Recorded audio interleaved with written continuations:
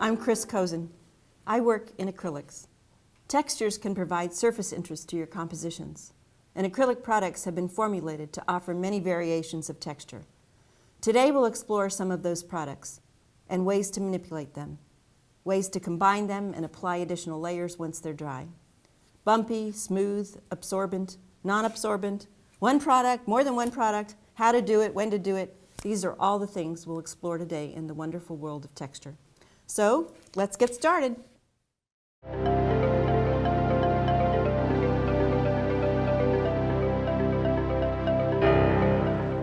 So you can see, you might even be able to see that this board had another incarnation as a sample board. It's got writing and all kinds of stuff in it.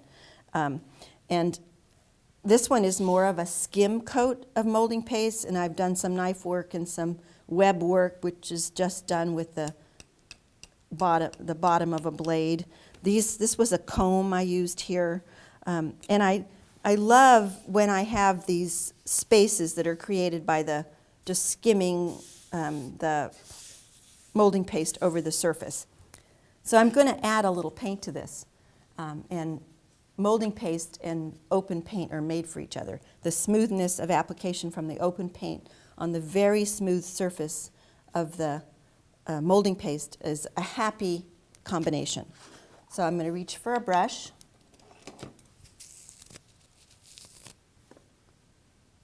Got some open medium. I'm going to put a little bit over here so I can work it into my brush.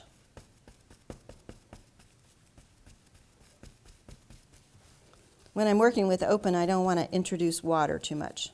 Just want to get that open medium into my brush, because that's going to give me a nice supple surface to work on. So first I'm going to add a little bit of quinacridone magenta and some of that medium, which will thin it out and give it a little more of a glaze-like appearance.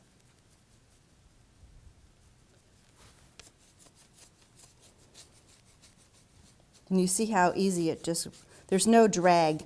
The paint has no drag and the surface has no drag. So every brush stroke picks up every little mark in the surface, which is really cool. And I think that these are two products that are just made for each other. As I said earlier, there's a trick to impressing an image into these textural surfaces. I was talking about molding paste earlier, but any of the textural products can have this application use. So I have foam stamp. I collected a bunch of these a long time ago, and they are still treasures in my studio. And if you can't find them anymore, you can buy the sticky back foam in a lot of the craft stores and cut out and create your own images or patterns that can be utilized this way. So I spray the surface of the foam, get the drips off, leaving the water on there, and I can push this now down into my product, get a good impression, and lift it out. And you see how clean, even to the point where there's no product on my surface. You cannot get a cleaner imprint if I did it without the water. If I try to do this, you'll see how much, you'll see it pulls up on the surface, and it gives you a different kind of impression. So you want to have that cleanness, crispness to the lines, and this is one of the best ways to do it, just with a little water.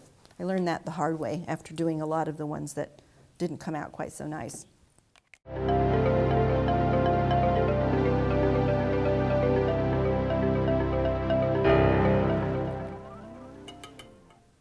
So I can, just as in watercolor paper and many of the other products, manage the flow of paint and the direction and areas of paint movement on these absorbent surfaces by controlling where I place the water.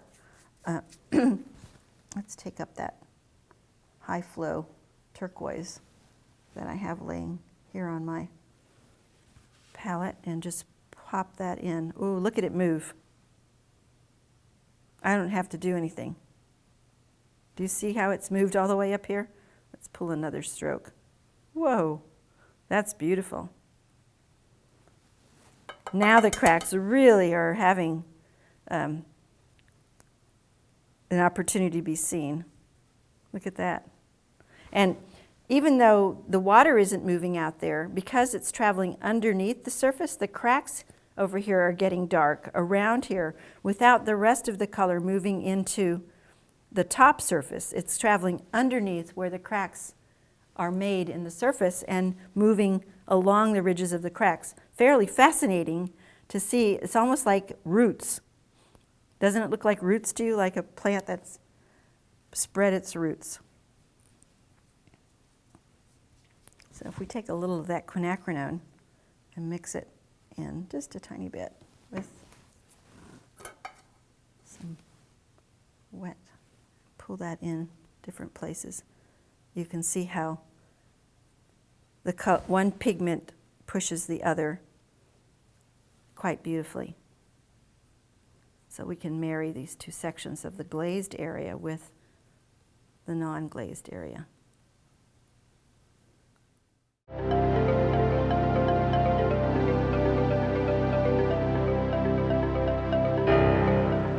Now I want to add 2 additional layers of texture to this surface. And one of the layers is going to be something I'm very fond of, and it's called origami mesh. And you can find it in some origami stores and in some big box art supply chains. If you don't have that, you can use something like cheesecloth, which you dye with watered down paint. And once you've dunked it in and let it set for a while, you wring it out and let it dry. So that's a possibility. Don't feel like you have to have the mesh. I just happen to have quite a bit of it, and I found this blue that I think really goes well with this piece. And I'm going to first adhere those to the surface. So I'm going to use heavy gel gloss now because my final layer is going to be a shiny layer, and I want to use something that's not going to fight with that. So I'm going to put a nice coat of heavy gel gloss down on my surface. And here you can even see as I'm doing that how it shows up that pattern of stencil as, again, scraping over the surface. So I'm pushing that down into all these, and I really love, I tore a piece. It comes in a package square like this, and I don't like it square, I like it all frayed, so I get my muscle out and I tear it up into little pieces, and that way I can get these very fluid lines that are an interesting juxtaposition to these regular patterns. So I'm scraping it down. I don't want it to be overly layered. The texture I want to come simply from the fabric or mesh layer. So I'm going to add one more over in this side, one more little piece up against this edge and out this way.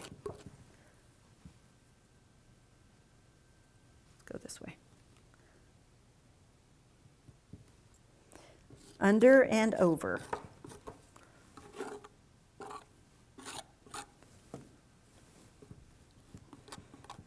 Multiple layers of texture just make things richer and more complex. And if I were to leave it like this and not add an additional layer, after this product were dry, after this product had dried, I'd be able to think about the spaces created by these long lines, and maybe they would tell me another kind of application. Maybe they would tell me paint inside them. Maybe they would tell me, oh, this needs more pattern somewhere. But right now I'm using it as a middle layer of texture, and it doesn't really have to be worked on or acted upon.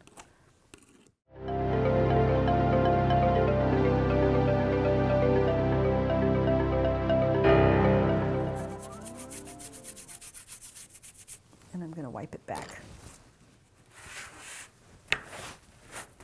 Now you have a better sense of where it is. And you see where the product is, its variations are now. That's going to help us when we go to add in, say we want to add in some cloud shapes very roughly.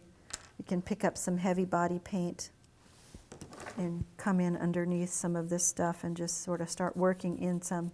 There's a little too much blue on my brush, but that's okay. There we go.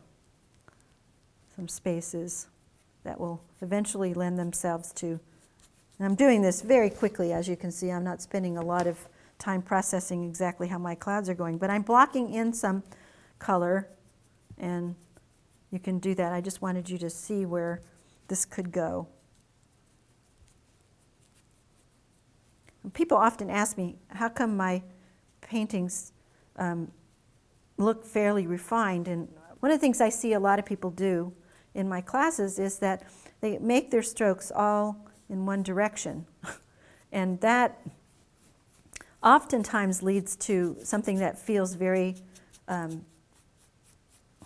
stiff, but I tend to move my brush around in a lot of ways, and it's almost scumbling in effect. You can see how quickly that scumbling effect really brings different stages of light and dark to the surface. Of course, we can always go back in there with more dark, tiny bit of dark,